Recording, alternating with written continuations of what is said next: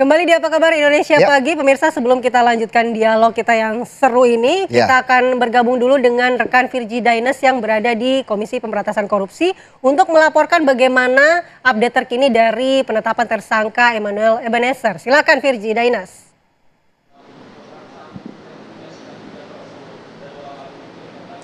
Ya, selamat pagi pemirsa Philip dan juga Adi Kumala. Benar sekali bahwa tanggal 21 Agustus 2025 KPK ini melakukan operasi tangkap tangan atau OTT kepada Wakil Menteri Ketenagakerjaan RI Emmanuel Ebenezer.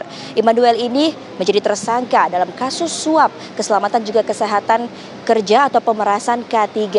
Hanya butuh waktu sehari untuk KPK menetapkan Emmanuel bersama 10 orang lainnya ini menjadi tersangka. Emmanuel terbukti menerima 3 miliar rupiah dengan 1 unit sepeda motor mewah yaitu merek Ducati. Dan menariknya di LHKPN yang didaftarkan oleh Emmanuel Ebenezer ini, Emmanuel ini memiliki harta kekayaan 17 miliar lebih. Dan menariknya juga hasil 22 kendaraan yang disita oleh KPK dan sejumlah uang tunai ini tidak dimasukkan oleh Emmanuel ini ke dalam LHKPN-nya. Dan juga Emmanuel ini bersama 10 orang lainnya ini saat terbukti menerima gratifikasi ataupun menerima pemerasan atau ia melakukan pemerasan kepada K3 ini sebuah perusahaan. Mereka ini akan dilakukan penahanan selama 20 hari terhitung dari tanggal 22 Agustus 2025 di mana ditetapkan menjadi tersangka hingga tanggal 10 September 2025 nanti. Dan jika melihat Andi dan juga Philips dari jejak rekam atau jejak karir dari Emmanuel ini cukup terbilang cepat. Dimulai dari 2016 menjadi driver ojek online hanya butuh 10 tahun untuk Emmanuel ini mengumpulkan 17 miliar lebih dengan 22 kendaraan lebih. Dan juga jika kita nanti akan lihat sesuai dengan jalur hukum, update yang nanti bisa kami berikan adalah Emmanuel ini setelah dilakukan konferensi pers kemarin oleh KPK, Emmanuel ini juga akan nanti dijalankan oleh penyidik ini untuk melakukan pemeriksaan lebih lanjut terkait dengan barang bukti lainnya dan juga keterlibatan pihak lain yang akan dimungkinkan oleh KPK akan ditemukan.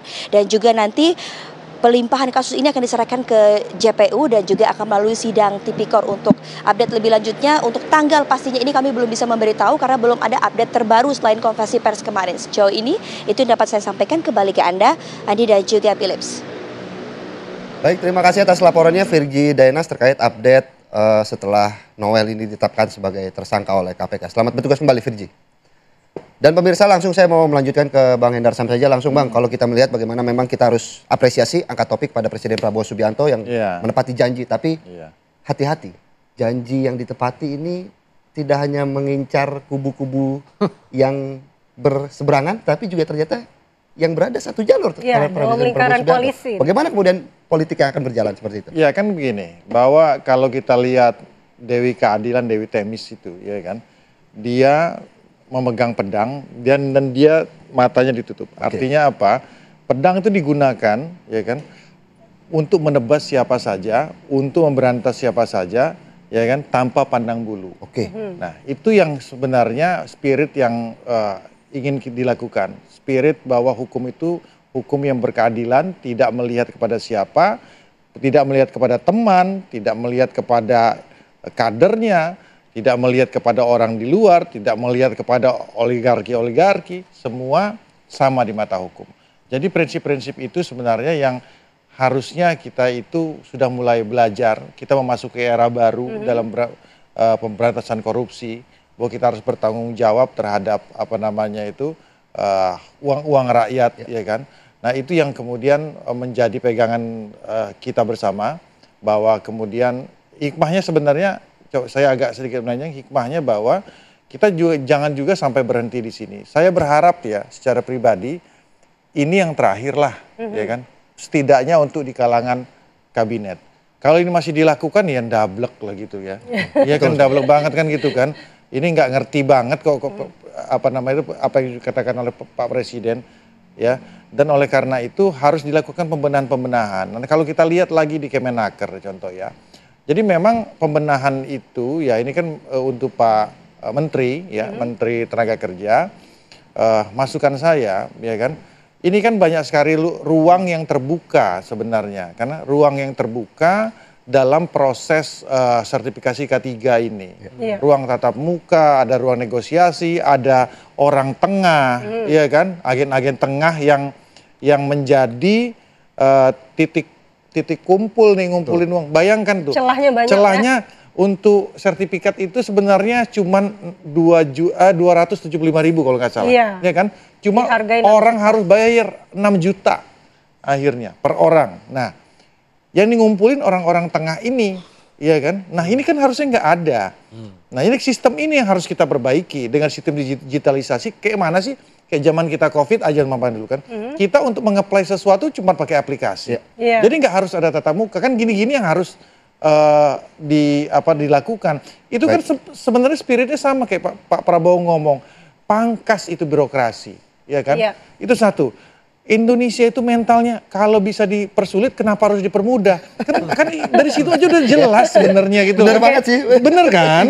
Itu relate sebenarnya dengan apa yang terjadi di Kemenaker saat ini. Tinggal bagaimana ya kan para menteri, wakil menteri ini menerjemahkan itu dalam bentuk aturan-aturan ya, mengupgrade aturan yang sudah ada. Ya kan? Jadi hal inilah ya kan yang harus dilakukan. Bagaimana ke depan hikmahnya Kemenaker harus berbenah. Kayak kemarin ya, contoh ya kan, Pak Menteri bilang kita sudah buat fakta integritas dengan para agen-agen, perusahaan segala macam. Itu kan kayak seremonial aja kita, saya anggap seperti itu kan. Yang harus itu kan agennya nggak boleh ada. Itu yang harus dihilangkan ya begitu ya Bang Saur. Mungkin sebagai pegiat anti korupsi seperti apa melihat ya kan. Banyak sosok-sosok ataupun lingkaran-lingkaran yang ternyata bisa dihilangkan untuk mengurangi. Saya termasuk nggak nyaman paling sering diundang ke sini tema kita soal korupsi. Sehingga waktu Kumala tadi pas kita break, bagaimana situasi korupsi kita ini gitu ya. Yang menurut saya ini kita bisa gagal sebagai negara ini kalau kita nggak serius. Presiden sebagai kepala pemerintah, kepala negara, dan panglima hukum sudah terang benderang. Pidatonya saya kira itu berantas korupsi ke akar-akarnya. Ini kerjaan berat kita, Kumala, bukan hanya kepada presiden, kita semua. Setiap pribadi kita yang kita harus kita clear demi selamatnya. Karena ini yang korban kita semua. Coba bayangkan berapa juta korbannya Noel, satu departemen, bagaimana yang lain. Saya kira kita butuh pertobatan nasional, komitmen dari diri kita masing-masing, serta saya kembali Pil. Saya tidak mungkin benci kepada teman-teman saya advokasi mereka ini, kepada Noel. Saya sayang sama mereka. Dan saya juga tidak mau lagi korban. Makanya saya dorong, sesungguhnya kenapa saya dorong untuk hukuman mati itu harus dilakukan oleh aparat penegak hukum. Presiden sudah kasih perintah loh. Eksekusinya seperti Henderson bilang, menteri-menterinya aparat penegak hukum, seperti dilakukan KPK. Sudah saatnya saya kira, faktor eksternalnya supaya deterrent efeknya itu, sudah saatnya menggunakan pasal 2 ayat 2. Misalnya ini kan korbannya ini bukan soal 275.000 itu loh. Seorang diperas warga negara sampai 6 juta. Coba bayangkan, berarti mempertaruhkan keselamatan dan nyawanya. Nah, dengan demikian, karena tidak ada berubah gitu loh. Deterrent efek ketika ini diterapkan, dan inilah saya lihat bagaimana transformasi di Cina itu bisa maksimal, dan kemudian kita hati-hati. Itu kembali untuk menyelamatkan kita. Nah, mulai dari Detnaker nih, kan ini 219. Ini tolong diusut tuntas, tetapi karena ini menyangkut daulat rakyat, rakyat sudah miskin, sudah susah kerja, masih diperas, berarti berpotensi. Karena ini kan kalau industri berat di proyek dan lain-lain, kan ini keselamatan mereka supaya dilindungi, dan investor mau datang, kan juga harus dipastikan para pekerjanya ini tersertifikasi. Nah, dengan demikian kita buat deterrent effect untuk belum pernah digunakan. Ya, Noel bilang misalnya begini, kalau ada korupsi, bisa layak dihukuman mati. Nah, karena Noel declare sebagai teman saya aktivis, barangkali dia yang pertama sebagai simbol jadi martir sehingga kita selamat sebagai warga negara, Mbak Kumala dan Pil. Bicara tentang banyaknya nih, biasanya pejabat-pejabat yang korupsi setelah mereka mengungkapkan bahwa korupsi harus dilawan, korupsi harus dihukum mati, itu kira-kira kenapa ya, Prof? Nanti kita akan jawab, tapi kita jeda terlebih dahulu. Pemirsa jangan kemana-mana.